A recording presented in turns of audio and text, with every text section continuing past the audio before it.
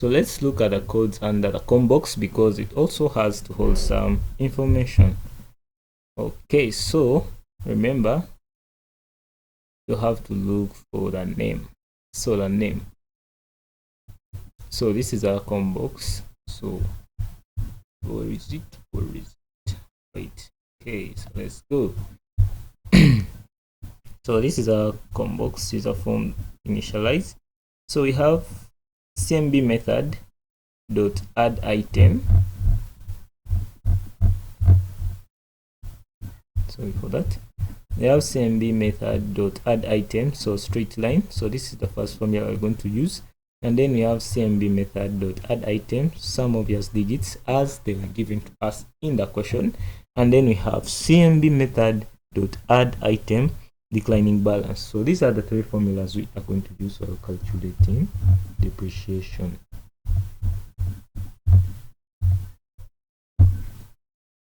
So CMB method, this is a method used this is a method used to add an item under the COM box. So if you want to add any item, let's say you want to add cost what under COM box, you just write CMB method dot add item, then you put the items there. Then when you click on the COM box, it will display the information you want to get. So let's now talk about the button. Then we run the code and see.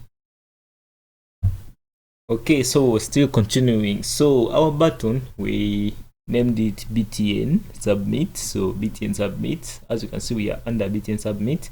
So your code, remember, you must write it under this.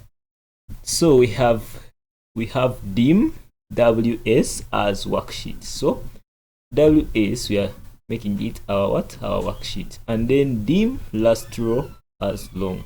For this long, it stores a large, let's say just a large number. So this stores a large number or large variable number.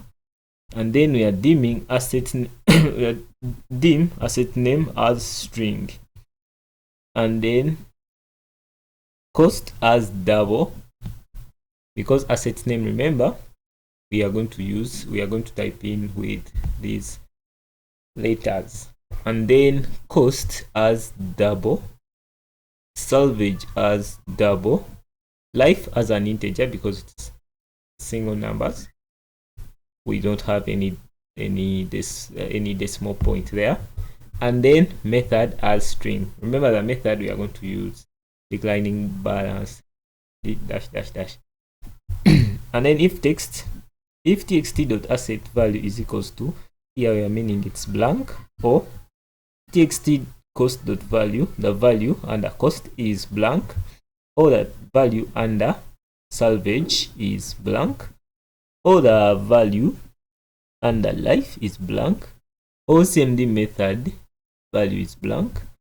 Then message box, you'll get a message, or the message box will display please fill in all fields. So this is what the message box will display. So VB exclamation means you get the exclamation mark to show you that there are certain fields that need to be filled, and then we end the if.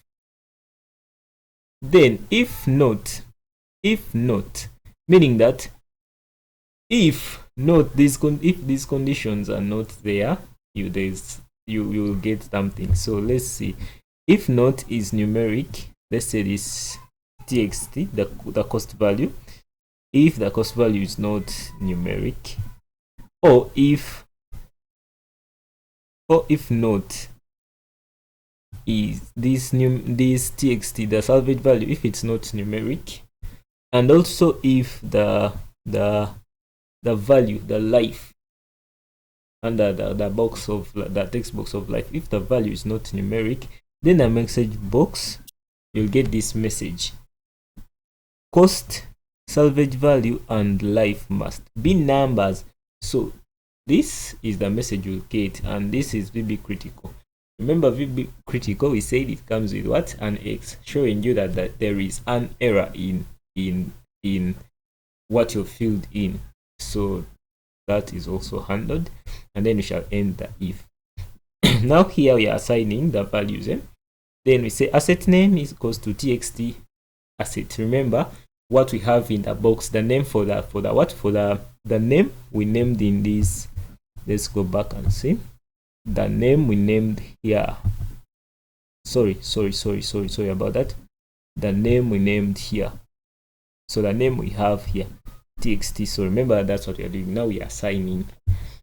Let me first go back to the codes. Let me first go back.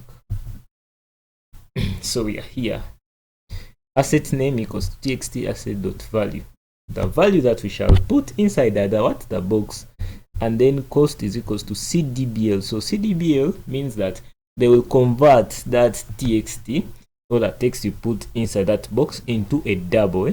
They'll convert it into a double. And remember, you have a condition that they must be numeric. So if you put, let's say, a number, you put 400,000, this will convert that 400,000. They will add a decimal point, then they add some 2 zeros. I hope we are together. And then salvage, the same, it will convert into a double. And then life, it will convert it into an integer. Let's say you put 1.5. That one I really don't know how to explain it, but I think that the conversion here is rounding off so that they can make it an integer all down by. Okay, so the method also CMB method, it will, this is what will be under method. Then on error, so this is for the workbook. We are assigning the what to the, we want to put our work on the worksheet. So set WS, remember we set this as our what, as our worksheet, and then set WS this workbook dot sheets, then asset register the name they will give the workbook. Then if WS is nothing, then set WS as this book dot sheets dot add, but the name is the same. Then here we have the list, we have the range. Remember we have items on the list, and then they have to put those items in the tables under Excel. So we shall have the cells where we shall add these names. For example, from A1 to E1, we have asset under A1, then we have cost, it will be under B1, then we have salvage value, which will be under C1, then useful life will be under D1, and then the method will be under E1. So this is what we have here. I hope this code is made clear right here. Right, so yeah, that, and then we end the if. Then on error, let's say you have entered many details. So on error, this is what will happen. So let's say the numbers are many, they will have to add another row so that they extend the values. So then after that, generate depreciation schedule. So this is our comment here for them. No, let's add a comment. So this one we have said it is for adding the work on the sheet. Let's add it there. Sorry, I'm so sorry. Okay, let's just ignore. Let's continue. Okay. So here the call generate depreciation schedule. So after, when we are generating the schedule, we shall have asset name, cost, salvage, life, and method. So these will appear in our sheet, and then the message will get asset recorded and depreciation schedule created successfully. This is just this VB information to display that this is the information you've created your asset, what, your depreciation schedule, and it has been created successfully after you've entered the data. So we are going to run this and see how it works. So let's try it and see. Okay, so this is our asset entry form. So we are going to say, let's say we have computers, no, let's say we have a vehicle or let's say furniture. So let's use here furniture. So here we have furniture.